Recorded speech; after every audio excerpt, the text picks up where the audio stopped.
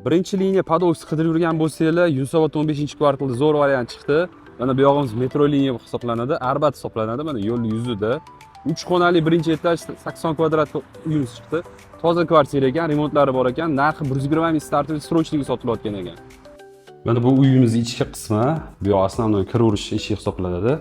Mana bu yog'imiz bitta xonamiz, yo'l yuziga qaragan.